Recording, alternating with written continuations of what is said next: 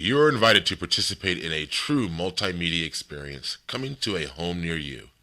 LCM TV is bringing Lake County into the new millennium with news, live broadcast, information, music, talk shows, and local programming, all streaming in high definition online and soon to be on your Roku box.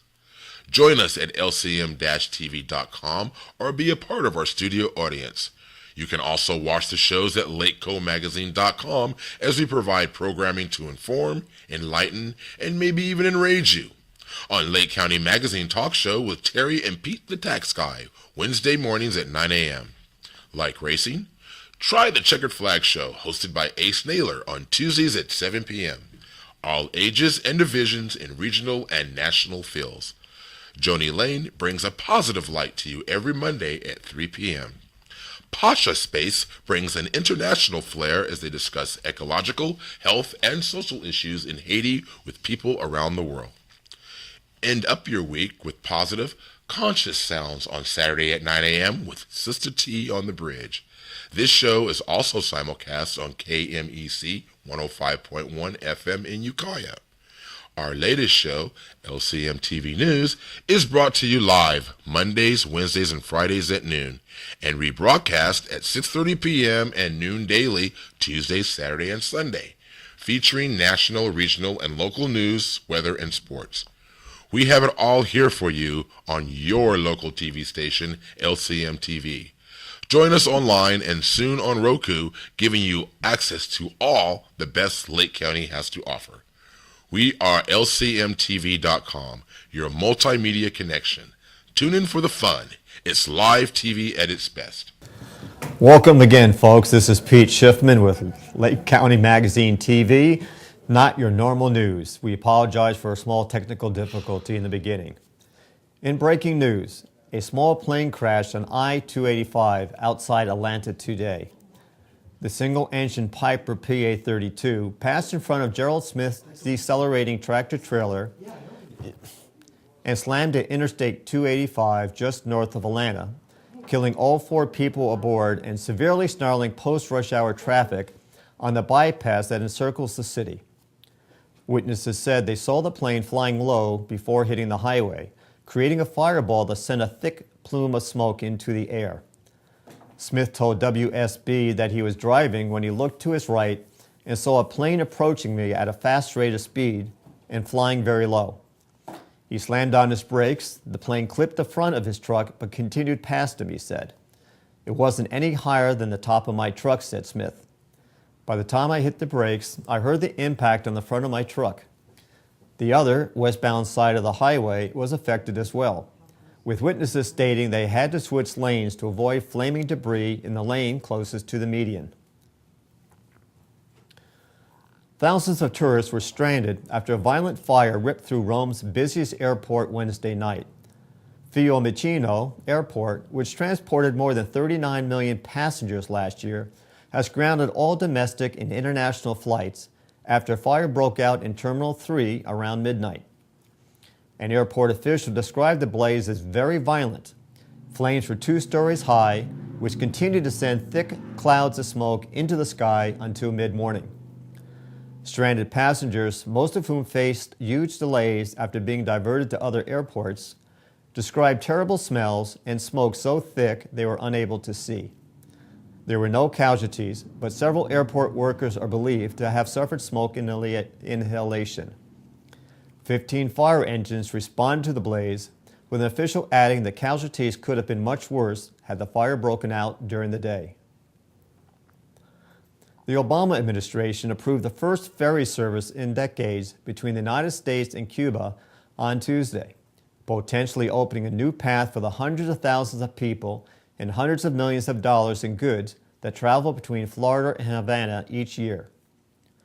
Baja Ferries, which operates passenger service in Mexico, said it receives a license from the U.S. Treasury Department.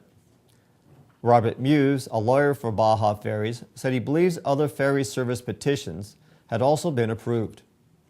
The Treasury Department said it could not immediately confirm that, but the Sun Sentinel newspaper in Florida said approvals were also received by Havana Ferry Partners of Fort Lauderdale, United Caribbean Lines Florida in the Orlando area, an airline brokers company of Miami. Muse said Baja had yet to request approval from Cuba, but added that he was optimistic the service would allow a significant increase in trade and travel between the two countries. The Cuban government made no immediate comment on the news, and it is far from clear that it is willing or able to allow a major new channel for the movement of goods and people between the two countries. A federal appeals court ruled on Thursday that the telephone metadata collection program, under which the National Security Agency gathers up millions of phone records on an ongoing daily basis, is illegal under the Patriot Act. The government has argued it has the power to carry forward with the program under a section of the Patriot Act, which expires in June. Lawmakers are locked in a debate on whether or how to renew the authority, which was first passed shortly after the September 11, 2001 terror attacks on New York and Washington, but has been renewed by both Presidents Bush and Obama in the intervening years. Excuse me, folks. Documents confirming the program's existence were first revealed in June of 2013 with the leaks by former government contractor Edwin Snowden. The decision by a three-judge panel of the Second Circuit Court of Appeals said the program exceeds the scope of what Congress has authorized. The court sent the case back down to a lower court for further proceedings. The judges stated the sheer volume of information sought is staggering. The House is set to approve the USA Freedom Act, which would kill the NSA's dragnet collection of phone metadata and reform the process by which government agencies petition the secret FISA, or the Foreign Intelligence Surveillance Court, to obtain warrants to collect that data.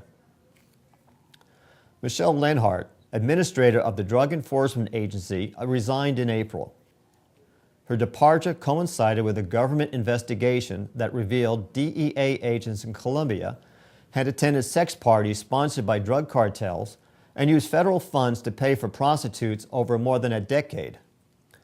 Lenhart has defied the Obama administration's policies on medical cannabis and criticized the president publicly after he stated that cannabis is no more dangerous than alcohol. Despite repeated questions during a congressional oversight hearing in 2012, Lenhart refused to state if she thought crack and heroin were more dangerous than cannabis. Lenhart also opposed sentencing reforms embraced by the Obama administration and law enforcement agencies and worked to maintain cannabis Schedule I status. She famously said the rising violence in Mexico was a sign of the drug war's success. Michelle Lenhart has been out of step with the administration's policies, has been a roadblock to the rescheduling of cannabis, said Steph Shearer, Americans for Safe Access Executive Director. We encourage President Obama to replace her with someone willing to institute policies that, as the president said recently, follow the science as opposed to ideology. During Lenhart's tenure, the Obama administration has spent over an average of $180,000 a day interfering with state medical cannabis programs and conducted over 300 raids targeting medical cannabis patients and providers. A silver bar, weighing over 110 pounds, was brought to shore on Thursday on the island of Sainte Marie from what is thought to be the wreck of the Adventure Galley, captained by the legendary Captain Kidd. The bar was presented to Madagascar's president at a special ceremony. U.S. explorer Barry Clifford says he believes there are many more such bars still in the wreck. Captain Kidd was first appointed by the British authorities to tackle piracy, but later became a ruthless criminal and was executed in 1701. There is much excitement in Madagascar about the discovery, and Mr. Clifford's team has no doubt that the discovery is genuine.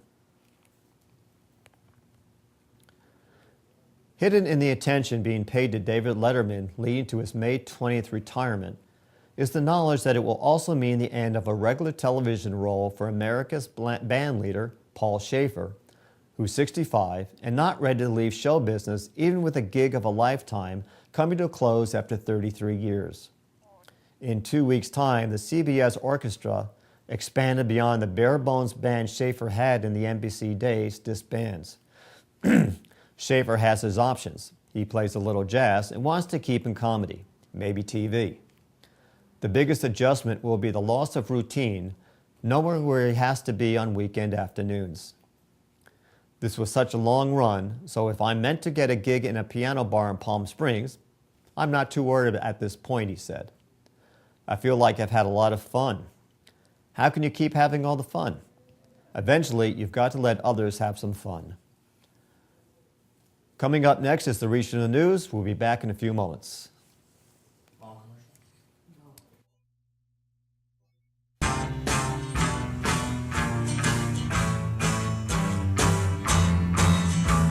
The taxman's taken all my dough and left me in my stately home, blazing on a sunny afternoon. And I can't sail my yacht, he's taken everything I got. All I've got's this sunny afternoon. Manticorp Tax and Accounting can help you minimize taxation, establish a corporate presence, and save you money.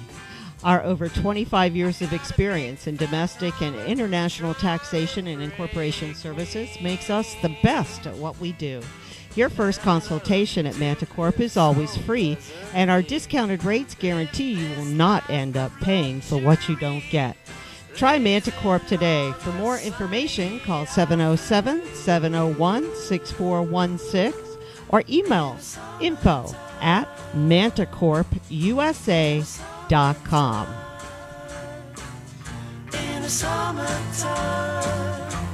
In regional news, another significant obstacle delayed the proposed Costco store in Ukiah was removed recently when a Mendocino County Superior Court judge denied a lawsuit claims that the project's environmental impact report was inadequate. The lawsuit was filed a year ago by Davis-based attorney William Copper on behalf of the two FoodMax employees calling themselves Ukiah Citizens for Safety First, and alleged that the EIR for the project, which would add a 150,000 square foot warehouse and a 16-pump gas station to the southern end of the Airport Park Boulevard, should not have been certified for 7 reasons. In her decision, received by the city Wednesday, Nadell denied all 7 claims, determining that the city proceeded in the manner required by law and that the decision made to approve the project is supported by substantial evidence in the record. Grand juries would be prohibited from investigating police shootings and causes where an individual dies from excessive force during an arrest under a bill passed Thursday by the California State Senate. Protests sprouted up nationwide last fall after grand juries in Missouri and New York declined to indict white police officers who had killed unarmed black men during confrontations. The system in which a jury of citizens weighs the evidence to decide whether to bring charges came under fire for its secrecy. Senator Holly Mitchell, a Democrat from Los Angeles, who introduced Senate Bill 227, argued that the lack of transparency and oversight in grand jury deliberations, which do not involve judges, defense attorneys, and or cross-examination of witnesses, did not serve the public. The use of criminal grand jury has fostered an atmosphere of suspicion that threatens to compromise the nature of our justice system. By banning the use of grand juries, the decision to prosecute officers would rest solely with local district attorneys. Mitchell said forcing district attorneys who are elected to deal with these cases would provide accountability. It heads next to the Assembly. Propel Fuels Inc., which bills itself as California's largest retailer of low-carbon vehicle fuels, is bringing its home base back to Sacramento. Propel announced Thursday that it's moving its headquarters from Redwood City to Sacramento. The move represents a U-turn for the company, which was founded in Seattle in 2004, and moved its headquarters to Sacramento in 2008 before leaving for the Bay Area 2 years later.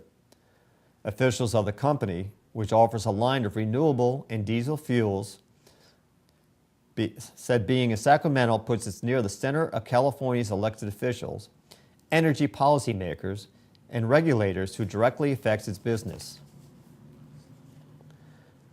Currently, Propel has nearly 45 fueling stations in California and Washington state, most of which are standalone pumps at regular gas stations, such as Chevron, Shell, or Valero. Last month, Propel introduced a new diesel fuel manufactured largely from recycled plant and animal oils. It's sold at 18 Propel fueling sites in Sacramento, the Bay Area, and Fresno. A Sacramento web developer is taking online orders for medical marijuana using a new mobile application that he hopes will make purchasing it more convenient. It's kind of like a marketplace, said Stephen Fong, the creator of Clever Tree. He compared the app to other on-demand mobile device services such as Uber for transportation, Airbnb for lodging, and Drizzly for alcohol. Clever Tree isn't the only application offering medical marijuana delivery, but is believed to be the only one delivering within the Sacramento region. Fong, 27, said he plans to start with Sacramento before expanding to other markets. By partnering with existing mobile marijuana delivery services, locally with Sacramento Confidential, he's able to establish a service without the hassle of supplying the product or handling the delivery. The whole county, and especially the state, is moving into the point where marijuana will be legal and accepted. We're only improving the existing medical marijuana network. A spokesman for the Sacramento Police Department declined to offer an assessment of Clever Tree's legality. A partial tooth was found near the Willits Bypass April 22nd, which the Mendocino County Sheriff Coroner's Office said they believe was non-human. They are currently waiting to hear from a Chico State professor for a second opinion, said Caltrans spokesman Phil Frisbee. Before the coroner's office had a look, protests followed the next morning by representatives they called Coyote Valley Band of Pomo Indians.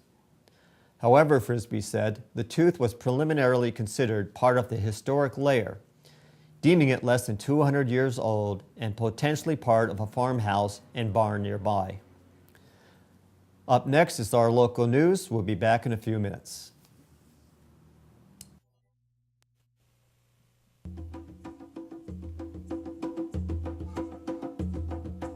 SSS Multimedia is sending you smoke signals, providing their clients with the ultimate communication and multimedia marketing, distribution, production, and web-based services.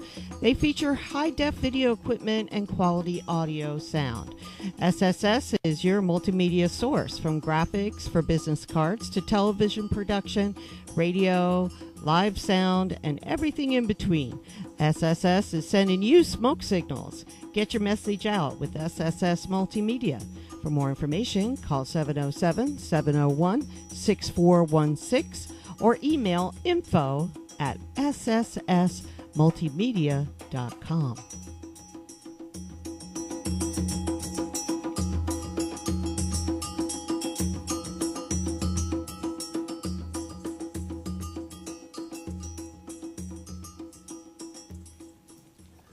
In local news, 2 girls are missing and an Amber Alert as their father is being sought in their disappearance. Kira is 11, approximately 5 foot tall and 110 pounds with brown hair and brown eyes. Alyssa is 9, approximately 4 foot 9 inches tall and 85 pounds, with blonde hair and brown eyes. Rohnert Park police say 45-year-old Everett Reap was stopped on I-5 in Oregon with the children Wednesday night in a white 1998 Mercedes-Benz E320 with the California license plate 4RIG229. He may be headed to Washington State. According to police, Reap obtained emergency custody, but it was rescinded and temporary custody was given back to the mother. Reap picked up his oldest daughters from their after-school program on Wednesday in Rohnert Park and has turned off his phone. He is not responding to text messages, voicemails, or emails alerting him that the children need to be returned to their mother. The children's mother had a restraining order for her and her kids against Reap. Reap is said to have been very hostile recently, and it's possible he may be attempting to hide the children from their mother and after being served a restraining order. The public is urged to call Roanoke Police if they have any information about Reap, his vehicle, or the girls. Contact the Roanoke Park Department of Public Safety at 707-584-2600. Rumors of contact with the father have not been confirmed by RPD at this time. At about 8:40 p.m., a green Plymouth van hit a pedestrian in front of York's Mobile Home Park on Highway 53 in Clear Lake. The pedestrian was transported to St. Helena Clear Lake under a Code 3. He was then airlifted from the hospital at about 9:15 p.m. Several witnesses stated that the pedestrian, an older man, was intoxicated. Excuse me, folks, it was at Old Highway 53. The man was intoxicated and was stumbling all over the road and screaming at people on Lakeshore Drive and Old Highway 53. According to witnesses, as the van drove by, he jumped out in the road and the van hit him.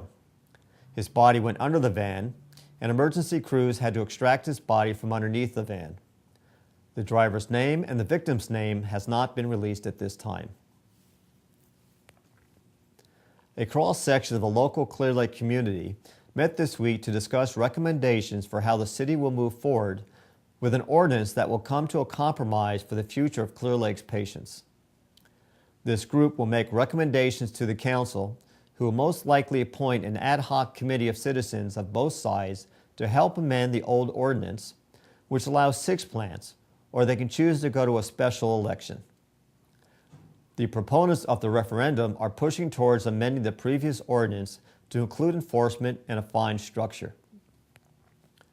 Maria Turner, Lakeport City Council member, will be the guest speaker on Tuesday, May 12th for the Lake County Democratic Club. She will discuss goals for her first term in office. Time will be allocated for questions and answers.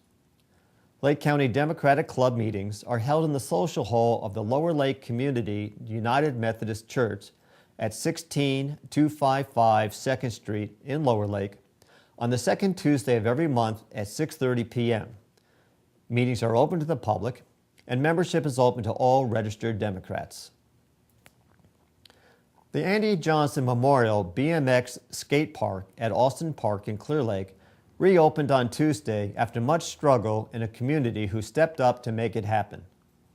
The skate park was closed for about 2 months for improvements and maintenance to the ramps, causing the annual Andy Day celebration to be postponed.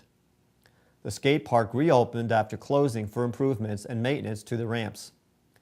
Andy Day will be rescheduled. Councilman Bruno Sabatier led the charge on the renovation, and Public Works Director Doug Herron and his crew worked tirelessly to get the park open before the end of the school year, in spite of some opposition by certain council members to spending the money to renovate. The council allocated $10,000 to the renovation. Herron went out of his way to find materials in the city's supplies so they could save money. Bruno wanted to thank the workers, Chuck Davis, Clay Van Dusen, Javier Macias, and Dean Lane. Those guys worked hard, and I think they deserve to get credit for their fine job. Even the pros are loving the repairs, Ricky Bush said. Skate park reopened, and it feels amazing. The ramps are solid and super smooth. Get on out there and get your shred on. And today has been rescheduled to May 30th. An ordinance regarding a proposed zone change to facilitate the Lakeport Police Department's relocation was unanimously approved by the Lakeport City Council Tuesday. A second reading and public hearing will be held at the Council's June 2nd meeting. The new facility would be located at 2025 South Main Street, which used to be the Social Security building. Currently, the building is zoned for major retail use, but must be changed to public and civic use. Lakeport Community Development Director Kevin Ingram said the zoning was not an issue for Social Security because the building was leased from a landlord. Now, the building is owned by the city. A California Environmental Quality Act, normally called CEQA, initial study and review was prepared for the project. According to the review, a significant effect on the environment will not be caused by the project. Slight changes in lighting, visual character, noise and traffic were noted, but not substantial.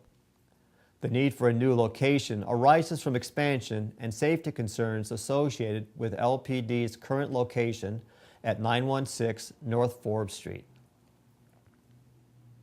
A new housing complex for senior citizens may be coming to Lakeport. The Lakeport City Council unanimously approved an expedited project review for the facility Tuesday. According to Lakeport Community Development Director Kevin Ingram, the developer, Pacific West Companies, is under special time constraints in which they must obtain land use entitlements prior to and necessary for filing for financing applications. A special meeting of the Lakeport Planning Commission may be required if the review is not completed by its meeting on June 10th, as the commission meets on the second Wednesday of each month.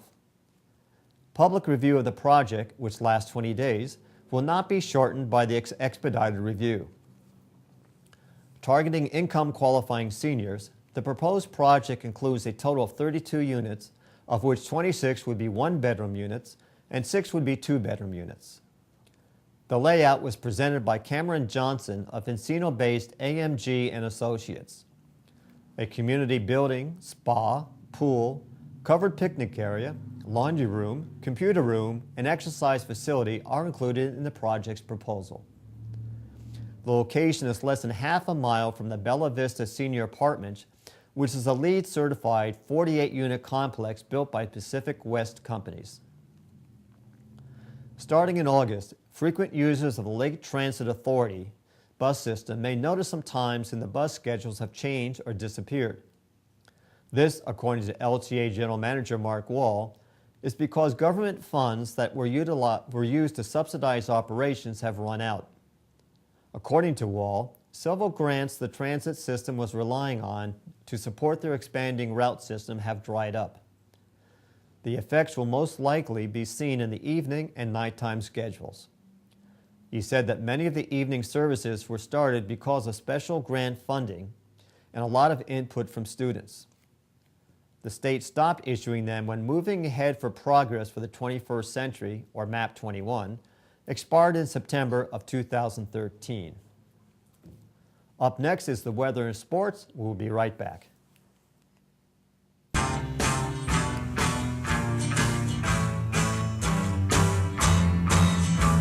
The taxman's taken all my dough and left me in my stately home, blazing on a sunny afternoon.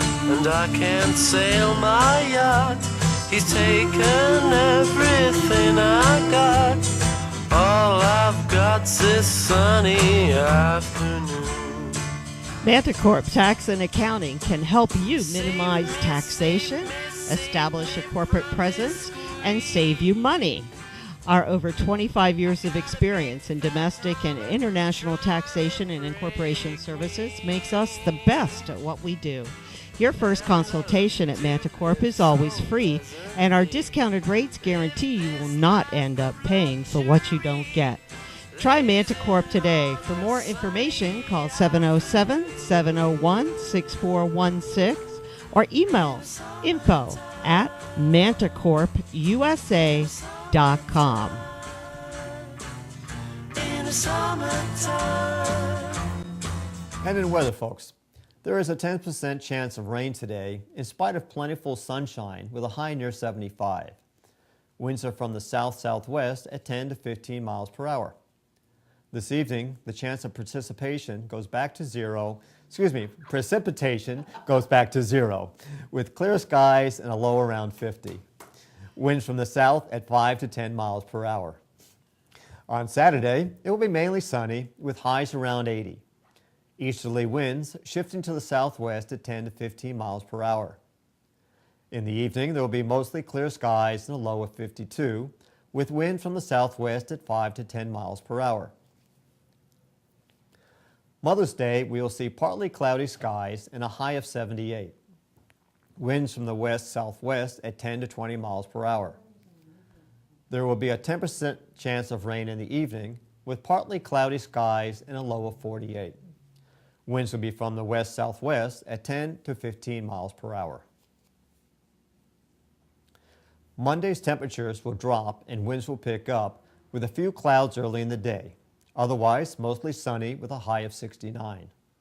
Winds from the west at 10 to 20 miles per hour. In sports, the San Francisco Giants lost yesterday to the Miami Marlins by a score of 7-2. Having finally gone above the 500 mark on Wednesday, this loss brings them below 500 once again. Giants starting pitcher Tim Hudson allowed 6 runs and a career-high 15 hits in 6 2/3 innings as the Giants lost their second straight after winning 10 of the previous 13. This evening, the Giants take on the Marlins in the second game of the series. Yesterday also, the Oakland A's took on the Minnesota Twins in the final game of the series, losing 6-5. Drew Pomeranz walked a career-high 5 while giving up 6 runs, 4 of them being earned, and 3 hits in 4 1/3 innings for the Athletics. Ike Davis had a homer, a double, and 2 RBIs, and Billy Butler had 2 hits and an RBI. The Athletics have now lost their last 2 games, falling to 12-18, and now are 7.5 games behind first-place Houston Astros. The Athletics will head to Seattle for a series against the Mariners. Right-hand pitcher Sonny Gray, who is 4-0 and a 1.67 earned run average, will start for the A's. Gray is 3-0 with a .98 ERA in 4 starts at Safeco Field in Seattle. The undefeated Clear Lake High School varsity baseball team is 21-0 and counting in 2015.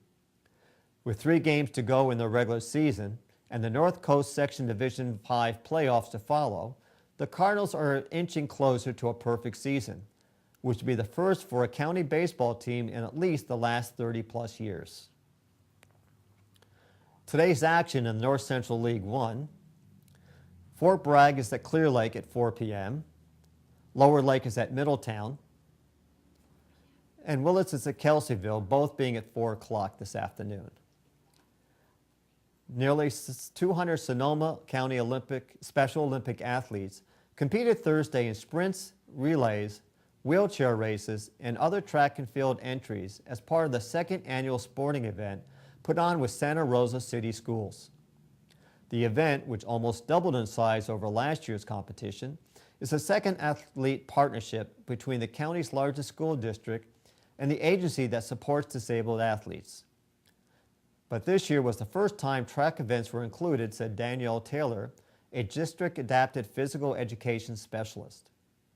Athletes and general education student volunteers from 6 Santa Rosa schools, plus Windsor and Hillsburg, participated. And for our final word, the San Antonio Police Department has confirmed an investigation on how a small bag of cocaine ended up inside the wrapper of a granola bar eaten by a local woman. It's a somewhat disturbing case, Sergeant Javier Salazar said.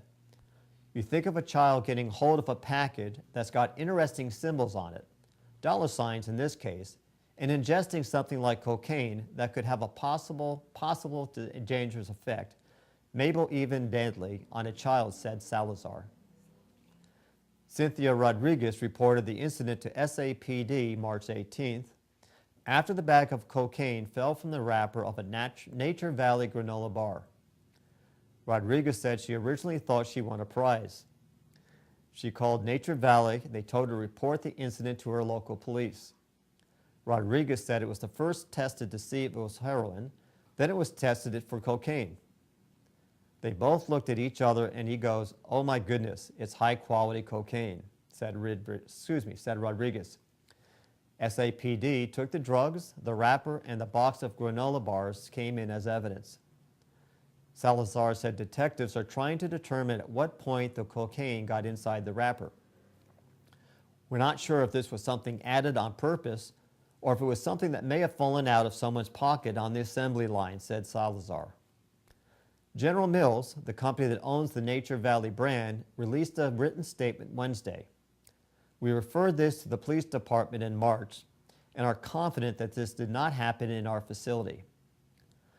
Spokesperson Mike Ximenes said granola bars move quickly along its factory assembly lines and that it would be difficult for someone to place drugs inside a wrapper. Rodriguez said she's thankful one of her 11 grandchildren did not find the bag. What if they thought it was sugar, asked Rodriguez. Rodriguez said she was given several boxes of Nature Valley bars from a person who hands them out as samples at San Antonio area stores. She said the granola bar box and the wrapper did not appear to have been opened at any point before she got the products. Thanks for joining us, folks. LCM TV News can be seen Mondays, Wednesdays, and Fridays at noon live here at lcm-tv.com and anytime on the archive page at lakecomagazine.com. Join us again on Monday. Our next live program will be aired at 3 p.m. today with Gary Menelik and Paca Space news and information about Haiti and beyond. Haiti and beyond, excuse me, folks. And for all your mothers out there, happy Mother's Day.